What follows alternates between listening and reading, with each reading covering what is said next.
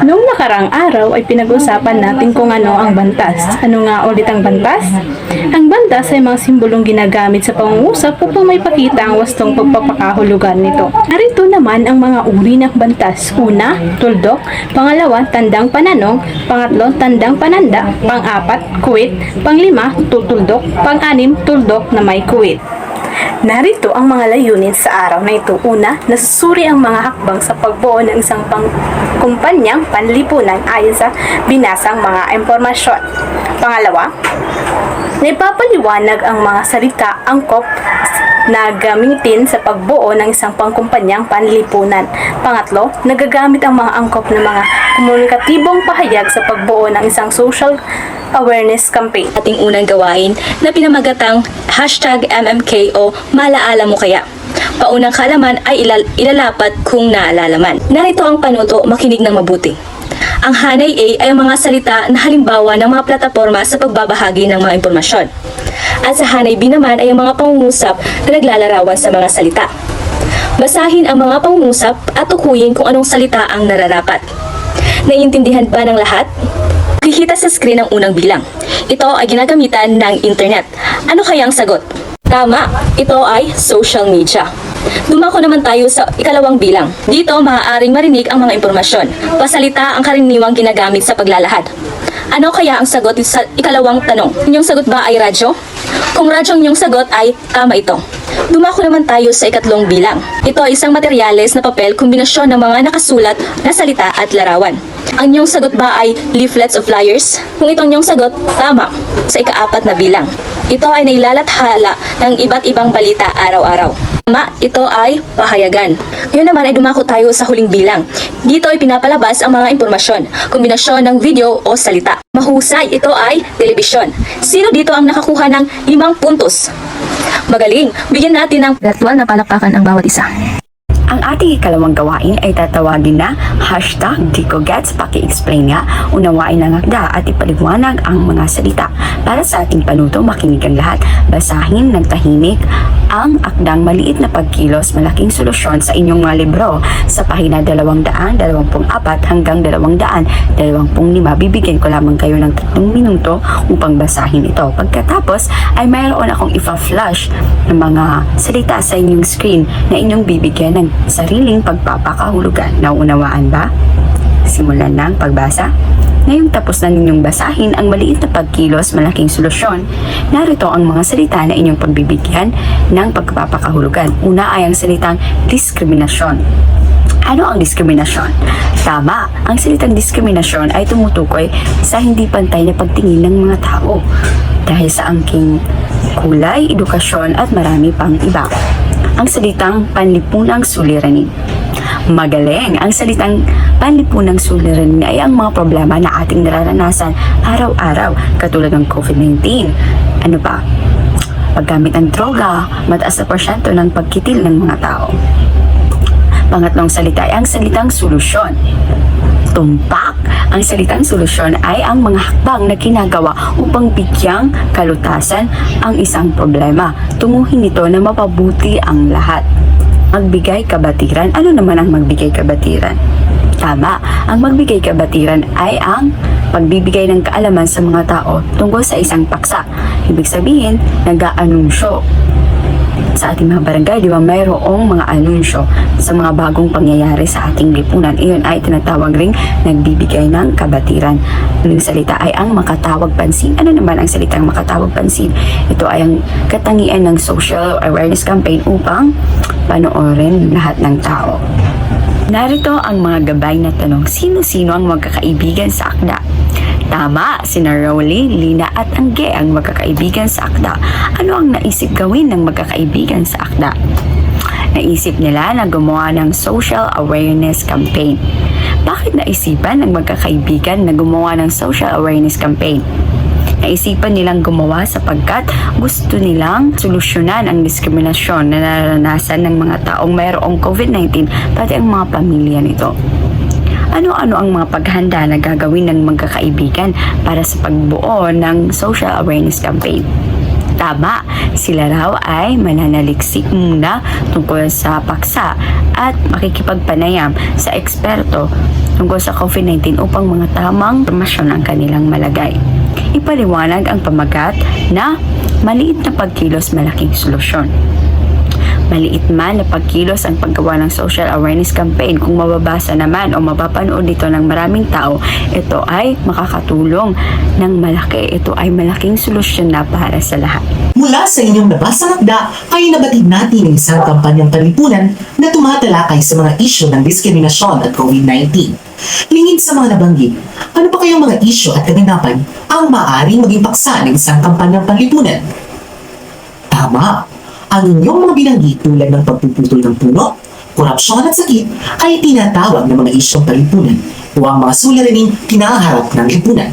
Ang mga kasalukuyang kaganapan, usapin at nangyayari sa ating lugar o sa ating bansa.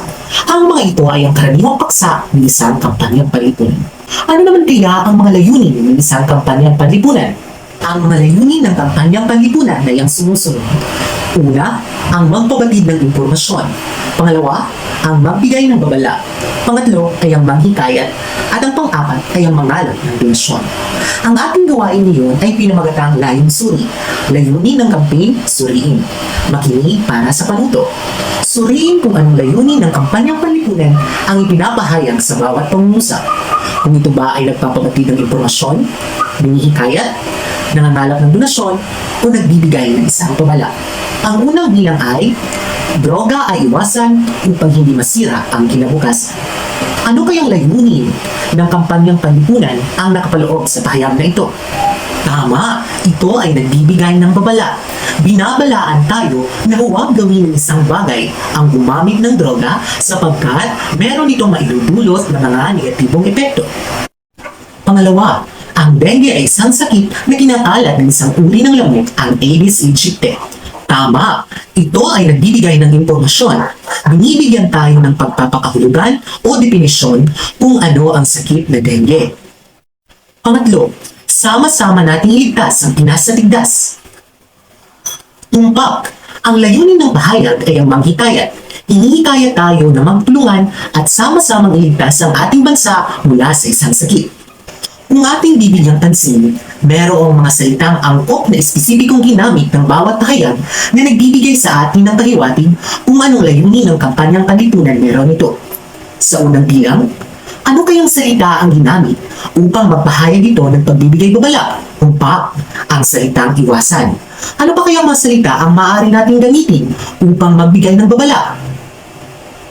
Tama, iwasan, huwag gawin, ipinagbabawal, paalala, at iba pa. Pangalawa, ano kayang salita mula sa pahayag ang ginamit upang ito ay makapagpabatid ng impormasyon? Tumpak, ang dengue ay isang sakit na kinakalat ng isang lamok, ang Aedes aegypti. Binibigyan tayo ng kahulugan at definisyon. Ano pa kayang mga salita ang maaari nating magamit upang makapagpabatid ng impormasyon? Tama, ang mga pabatid, mga paalala, mga anunsyo, at mga hakbang. Halimbawa, ang mga dapat gawin bago, habang, at pagkatapos ng isang kalamidad. Pangatlo, ano naman kayang salita mula sa pangungusap ang ginamit upang makapanghikayat salitang sama-sama?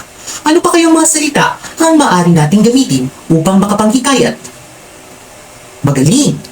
Tara na! Tayo na! Bangon na! Magtulungan tayo at iba pa.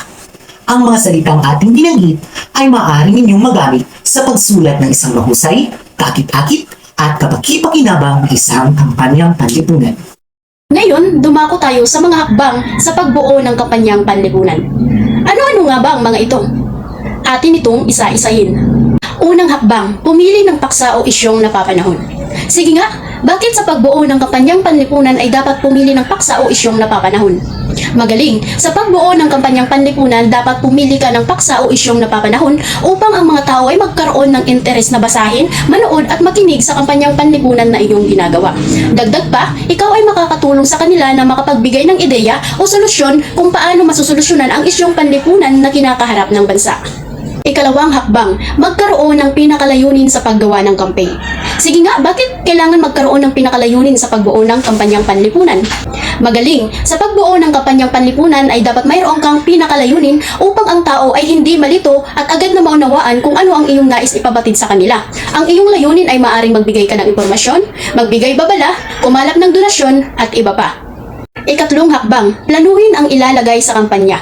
Sige nga, bakit kailangan planado kung ano ang ilalagay sa kampanyang panlipunan? Tama, sa pagbuo ng kampanyang panlipunan ay dapat planado kung ano ang iyong lalagay upang ang magiging kalalabasan ay maganda at tama. Maaari ka ditong gumamit ng mga larawan, salita sa salita, o di kaya kombinasyon ng mga larawan at salita. Nakadepende sa iyo kung ano ang plataforma na iyong gagamitin sa pagpapakalat ng impormasyon. Maaari kang gumamit ng telebisyon, radyo, pahayagan, at social media. Ikaapat na hakbang, kumalap ng wasto at totoong impormasyon.